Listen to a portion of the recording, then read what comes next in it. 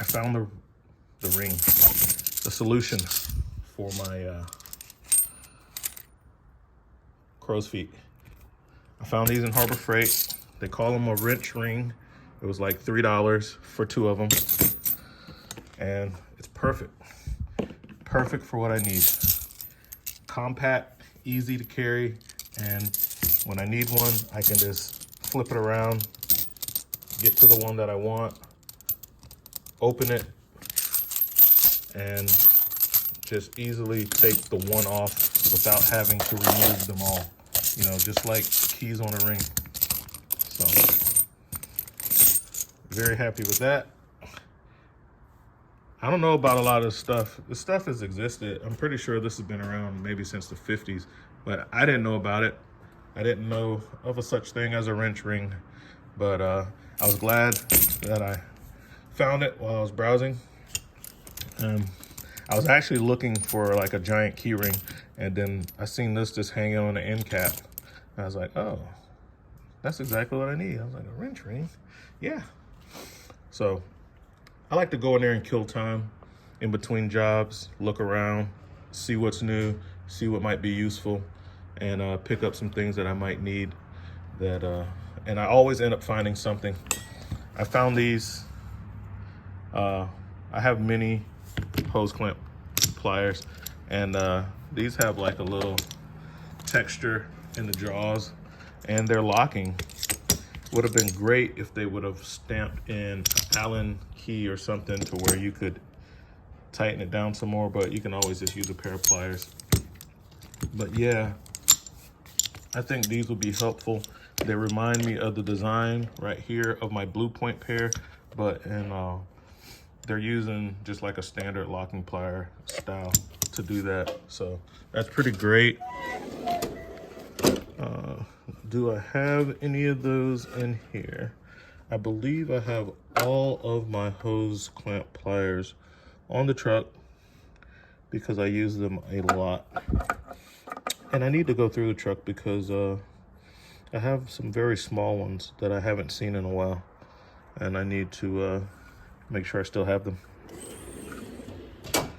But yeah, these reminded me of my Blue Point ones, just a different style. My Blue Point ones are basically locking. You squeeze the handle and they auto lock, and then you pull the handles apart to break the lock. This works like a more traditional pair of locking pliers, which was attractive to me. And I was like, man, I bet these are gonna rock. So I got these, and I know I can get real tight. So this will solve an issue that I have with the Blue Point ones when I can't get them tight enough. So with these, I could always crank down on this with a pair of pliers, which is why I wish they had the hex in.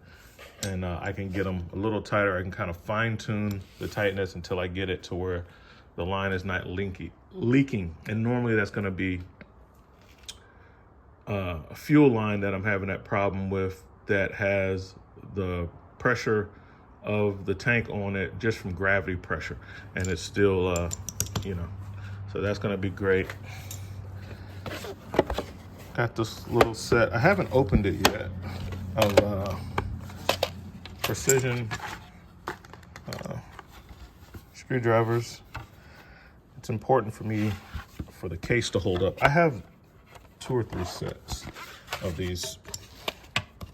My other ones are Lennox, a brand called Lennox, yeah.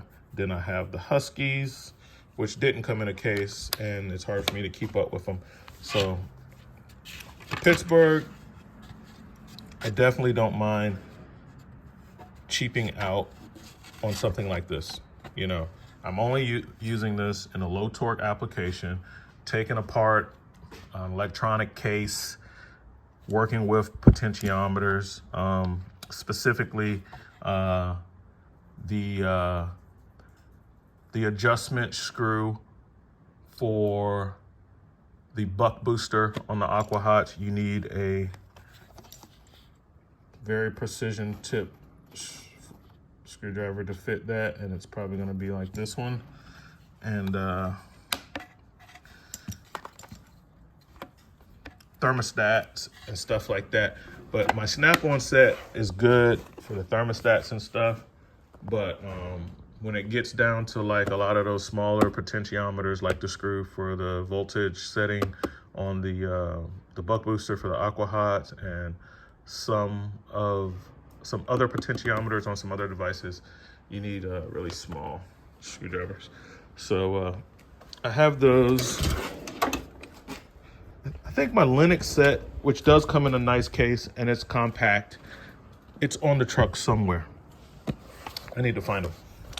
So picked up some fuses, and I wanted this extension and this extension, and it doesn't hurt to have an extra long 3/8 either, so that was just extra.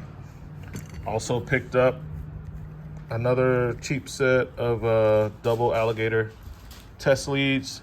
I use these with my meter. They'll probably go into my TR1.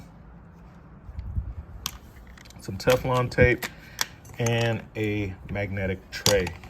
I did not get to get up with my Snap-on dealer because I was busy, and I did want to get on the truck so that I can look at some 1/2-inch drive ratchets. I did want to get on the truck because I took the really big one that I had and I put it on the truck, but man, the thing's just too big. I need something a little smaller than that. It's not hurting to have it on the truck, but really it's not going to be as useful as, like, say, an 18-inch one. That one is like 24 inches or longer. It's longer than that 3/8, which is almost the size of a 1/2-inch torque wrench. So I need something, maybe, the 1/2-inch version of this would be nice. Maybe a little longer. And this, of course, is 3/8. Yes, I could use an adapter and use a 3/8 ratchet, but now this is a good size too. Yep, and it's the same size. Yeah. So at least this size or longer. I would like to have it a little longer than that in a 1/2-inch drive, and I think I prefer to have a hard handle or a soft grip on that. So I'll get up with him one day and snatch one of those up. For now, I have the Tecton on the truck, and I'll see how that works out. Working on this today, doing coil packs, always working on something. I like to stay busy, and I like making these videos for fun. All right, we just got done doing all the coil packs on the 2019 Challenger. As you can see, I have the scanner hooked up, and we're gonna use the gateway, the FCA, the auto off, to bypass the gateway, because that feature does work on the Icon now. I'll show you.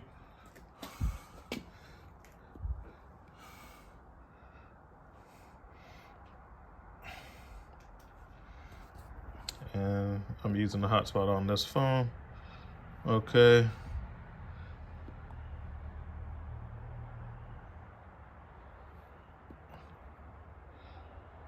All right, so it's telling you about the gateway. We want to, yes, to log in. And as you can see, I have a login. Let's hit OK. And it's gonna electronically unlock the gateway using the Icon T8. I had a viewer that had a question or a comment about that, and it's like it didn't work. And as you can see, it has successfully been unlocked. And now it is communicating. So I'm gonna look at the live data and check for misfires. So system selection, PCM,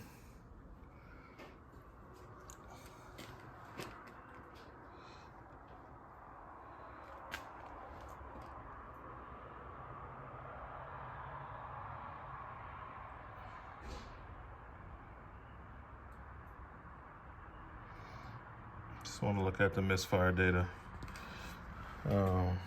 Read data stream. And as they still hadn't fixed the list thing yet, but that's okay. I'm gonna start the car. He just took it for a test drive, so as you can see, I'm just hooked into the ODB port. Dash or anything, nothing like that. Got vehicle running. Here we go. ODB port. Which is just super convenient to be able to work with it like that.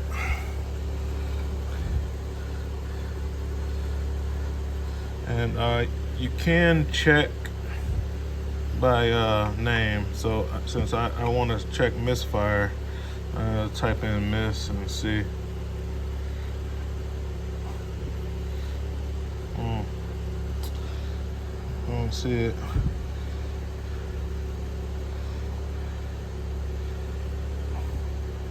Let's back out and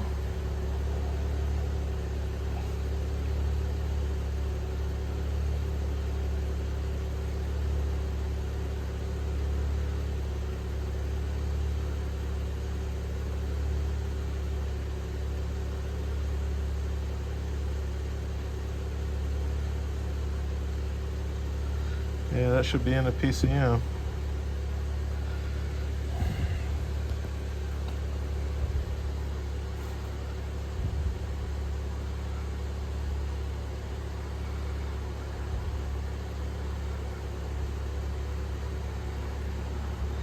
Read data stream.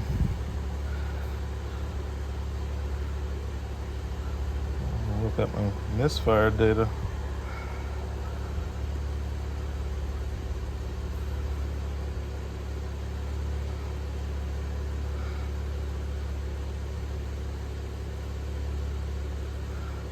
This the stuff in the red is out of range.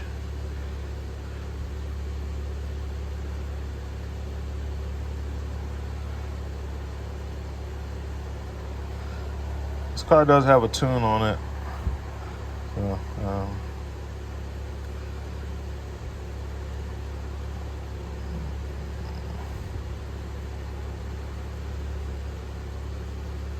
I don't see the misfire counter.